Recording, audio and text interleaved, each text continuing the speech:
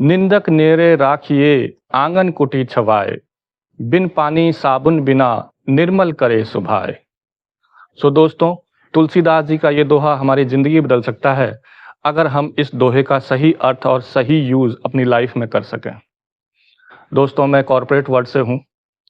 और through this video I will be telling you how this Doha will be changing our life thoroughly and completely.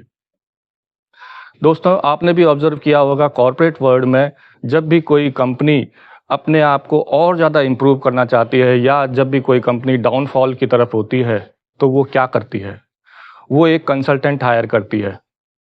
Consultant को hire किया जाता है just to tell where we are lacking actually. So consultant को hire किया जाता है, एक huge amount consultant को दिया जाता है so that he can go to each and every employee desk to desk means, and that consultant people will be asking to the employee what you are doing your 8 hours, what is your job profile, and what are the shortcomings and where you are not able to perform well. सो उस consultant के कुछ लोग जो हर एक employ के पास जाते हैं और उससे उसके जॉब प्रोफाइल के बारे में पूछते हैं और उससे उसकी परेशानियां पूछी जाती हैं और उससे ये भी पूछा जाता है कि कहाँ पर आपको लगता है कि आप और अच्छा दे सकते हैं या कहाँ पर आपको लगता है कि आपको पूरे राइट्स नहीं दिए गए हैं so that you can perform well and above than expectation. So each and everything they would be asking to each and every employee by going desk to desk. अब वो जब पूरी सर्वे पूरा कर लेता है वो कंसल्टेंट हर एक एम्प्लॉय के पास, चाहे वो टॉप टू बॉटम सबके पास जाता है वो कंसल्टेंट और कंसल्टेंट के लोग, और अपनी एक रिपोर्ट तैयार करते हैं और रिपोर्ट में वो सारे वीक पॉइंट्स या स्ट्रॉन्ग पॉइंट्स जो भी एम्प्लॉय के हैं और जो भी एम्प्लॉय कुछ भी करता है उसका जॉब प्रोफाइल सब they would have noted all the thing. उसके बाद एक रिपोर्ट तैयार की जाती है उन कंसल्टेंट के द्वारा और फिर वो कंसल्टेंट जो होता है हायर मैनेजमेंट के पास, और हायर मैनेजमेंट को वो कंसल्टेंट जाके बताता है actually these are your weak points, here you are lacking, here you need to improve, this employee is facing that problem, that employee and that top management guy is facing this and that problem, this right has not been given to him, if you will be giving this right or that right to him he will be performing more than our expectation. तो वो सारी report जो है higher management को दी जाती है उस consultant द्वारा।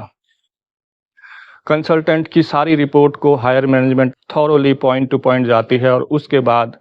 वो जो उसकी रिपोर्ट है उस पे काम किया जाता है और हर एक एम्प्लॉय को जो भी चाहे टॉप टू बॉटम होता है उसको फिर दोबारा से ये बताया जाता है कि here you are lacking and from tomorrow onwards we will be providing this thing to you and that thing to you, and that negative thing you are doing you need to remove this thing from your job profile, that thing from your job profile, here you are not performing well and we are giving you this thing that thing so that you can perform well, or after that entire organization will be performing well definitely, because सारे लोगों को अपने अपने week points पता चल चुके होते हैं, उस कंसल्टेंट ने प्रमोटर्स की टीम को बता दिया होता है और सब लोग उस पे काम करते हैं और एक समय ऐसा आता है कि वो ऑर्गेनाइजेशन जो है और भी ज़्यादा ग्रो करने लगती है या जो ऑर्गेनाइजेशन डाउनफॉल की तरफ होती है वो डाउनफॉल से निकल करके बाहर आ जाती है। बट उसका जो सर्वे का जो खर्चा होता है वो एक ह्यूज अमाउंट प्रमोटर और that company will be giving to the consultant as his fees. तो एक बहुत अच्छा अमाउंट, बहुत बड़ा अमाउंट जो है उस कंसल्टेंट को उस वीक पॉइंट्स ऑर्गेनाइजेशन के और ऑर्गेनाइजेशन के एम्प्लॉइज के जहाँ जहाँ वो नहीं सही परफॉर्म कर रहे थे, जहाँ जहाँ उनमें कमियाँ थी, वो सब वो टॉप मैनेजमेंट को बताने के लिए उसे एक अच्छा खासा अमाउंट एज ए फीस दिया जाता है। और कुछ समय बाद डेफिनेटली वो डाउनफॉल वाली कंपनी ज़रूर इम्प्रूव कर जाती है क्योंकि अब उनको पता होता है कि कहाँ हम गलत जा रहे थे। So here I want to say that this quote which I said in the beginning of this video कि निंदक नेरे राखिए आंगन कुटी छवाए, बिन पानी साबुन बिना, निर्मल करे सुभाए। तो ये कपलेट जो है, ये हमें बताता है कि जब भी कोई हमारा दोस्त, हमारा कलीग, हमारा कोई भी known guy, if he is telling something, here you are wrong,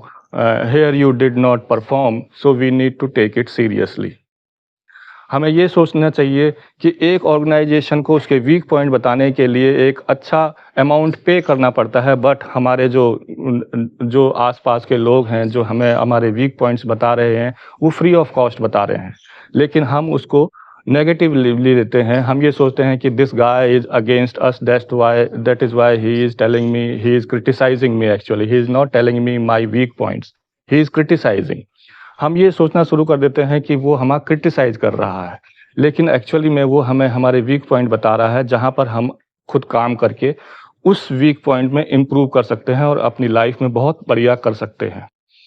so in future कोई भी आपको आपके वीक पॉइंट बताए तो don't think that he is criticising you, you should say actually thank you to him.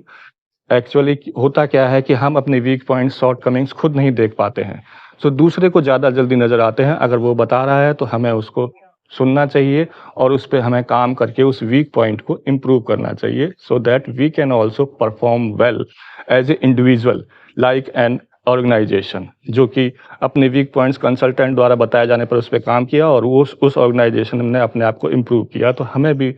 कोई भी individual बता रहा है, हमारा दोस्त, हमारी वाइफ, हमारे स्पाउस या हमारे ऑफस्प्रिंग्स या हमारे फ्रेंड्स, कोई भी किसी ने वीक पॉइंट बताया तो हमें उस पर काम करके उसको ओवरकम करना चाहिए, and we should not take it as a criticism. So this is my today's videos, hope you learn something. Thank you.